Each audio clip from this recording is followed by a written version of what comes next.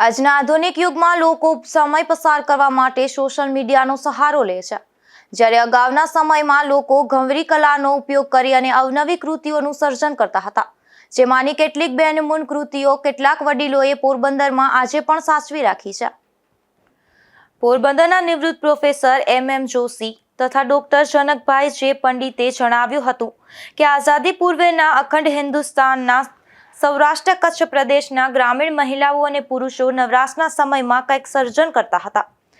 નિરક્ષર કે અર્ધસાક્ષર પ્રજામાં કંઈક આગવી કહી શકાય તેવી કોઠાસૂઝ કે હૈયા ઉકલતા ભરેલી હતી.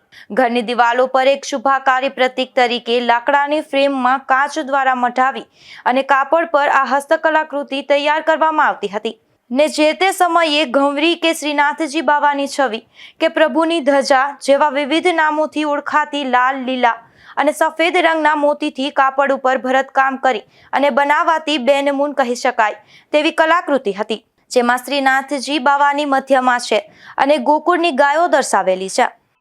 નમસ્કાર, હું નિવૃત્ત શિક્ષક સીવી વ્યાસ. કાવ્યશાસ્ત્ર વિનોદેન કાલો ગચ્છતિ ધીમતામ આહાર નિદ્રા ભયમૈથુનમ ચ સામાન્ય એતત પશુભિર નરાણમ. હું સીવી વ્યાસ, નવયુગ વિદ્યાલયનો નિવૃત્ત શિક્ષક. આજથી 90-95 વર્ષ પહેલાં જ્યારે બહેનો ઘરકામ કરતી એની સાથે સાથે પોતાની અંદર છુપાયેલી અનેક કલાઓ એ ઉજાગર કરતી એના નમૂના આપની સામે છે. અને મારા માતુશ્રી 1934માં જન્મેલા અને થોડું ઘણું મોતીનું ભરતકામ કરતા. મારા સાસુ છે એ ભગવતીબેન મનસુખલાલ પુરોહિત, જે ડૉક્ટર પુરોહિતના ધર્મપત્ની હતા. એમનું બચપન અને એમનો જન્મ આગ્રામાં થયેલો. એ જ રીતે એમની સુપુત્રી અલકાબેન મનસુખલાલ પુરોહિતનો જન્મ પણ આગ્રામાં થયેલો અને રૂઢિચુસ્ત પરિવારમાં જન્મેલા એટલે સમય પસાર કરવા માટે અને પોતાની પિયરની યાદગીરી માટે એ મોતીકામ કરતા અને ઝીણી ઝીણી ભરતકામ કરતા. અને પછી સાસરે આવ્યા પછી આજથી 4.5 દાયકા પહેલાં મારા માતુશ્રી ત્રિવેણીબેન વ્યાસે એમને ઝીણું ઝીણું ભરતકામ અને ઝાલરકામ અને તોરણકામ અને એવું બધું એમાં સમય પસાર કરતા. મારી પત્ની છેલ્લે જ્યારે નિવૃત્ત થયા ત્યારે પોસ્ટ ઓફિસમાં પાસપોર્ટ ઓફિસર તરીકે નિવૃત્ત થયા હતા અને એમની આ વારસો છે કલાનો એ જળવાઈ રહ્યો છે. નમસ્કાર. નમસ્કાર, હું પ્રોફેસર ડૉક્ટર રેખા હરિલાલ મોઢા, ડૉક્ટર વી.આર. ગોઢાણીયા મહિલા કોલેજમાં અત્યાર સુધી સર્વિસ કરતી હતી. હમણાં નિવૃત્ત થઈ છું 3 મહિના પહેલાં. અહીંયા સામે જે ફોટાઓ રાખવામાં આવ્યા છે એમાં મારા માતા શ્રી કૈલાસબેન હરજીભાઈ મોઢા અને શ્રી હરજીભાઈ લીલાધર મોઢાના પણ સ્મૃતિ ચિહ્નો છે. મારી માતા વિશે હું કહેવા માંગીશ કે એ પોરબંદરના જાણીતા જીવનલાલ વેલજી થાનકી, જીવન જરીફ તરીકે ઓળખાતા એમના સૌથી મોટા સુપુત્રી હતા. અહીંની જે પ્રખ્યાત બાલુબા, મહારાણી શ્રી બાલુબા ગર્લ્સ હાઈસ્કૂલ છે એના એ પહેલા બેચના વિદ્યાર્થીની હતા. 7 ધોરણ સુધી એણે અભ્યાસ કર્યો હતો અને અંગ્રેજી પણ જાણતા હતા. પણ એ જમાનાના સમયમાં સ્ત્રીઓને નોકરી કરવા માટે બહુ બહાર જવાની તક નહોતી મળતી અને એટલે મારી માતાએ એક વસ્તુ ચરિતાર્થ કરી છે. એક બ્રિટિશ વિદુષી માર્ગારેટ મીડે એ વાત કહી છે કે સ્ત્રીઓને જ્યારે જે કંઈ તક મળે, સોસાયટી એની પાસેથી જે કાંઈ અપેક્ષા રાખે એ અપેક્ષાઓ સ્ત્રીઓ પૂરી કરી શકે છે. પોતાનો સમય, બુદ્ધિ અને આવડતને એ કાર્યમાં જોડી દે છે. તો મારી માતાનો સમય એ હતો કે એ સમયે સ્ત્રીઓને ઘરની બહાર નોકરી કરવા જવા નહોતી મળતી. નહીંતર મારી માં એ પણ લાયકાત ધરાવતી હતી કે એ શાળાની પ્રિન્સિપાલ બની શકે.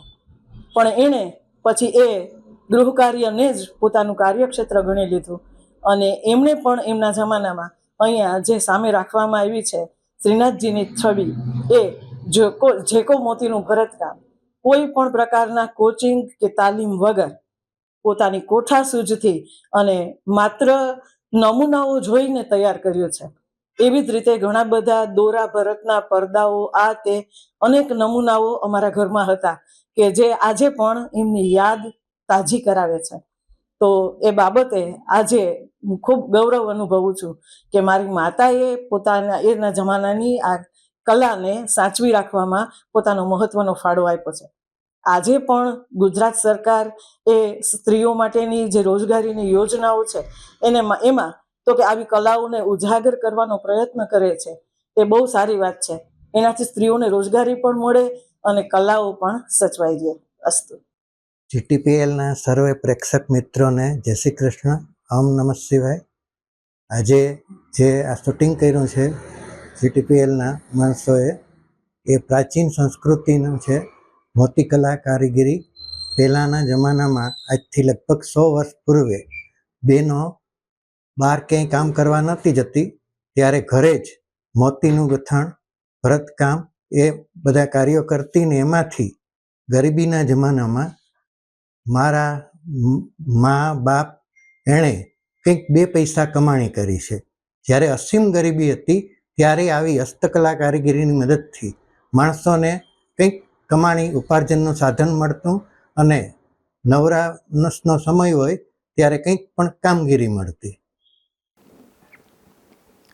સેવાનિવૃત્ત પ્રોફેસર અને ON મોઢા વિદ્યાલયના મેનેજિંગ ટ્રસ્ટી MM જોશીએ એવું જણાવ્યું હતું કે તેમના માતા સ્વ રામકુંવરબેન મકનજી જોશી અને પિતા સ્વ મકનજીભાઈ ઉર્ફે ગગુભાઈ મૂળજીભાઈ જોશી પણ આ મોતીની કલાકૃતિઓનું સર્જન ઈસવીસન 1925થી ઈસવીસન 1940ના સમયગાળા દરમિયાન કરતા હતા.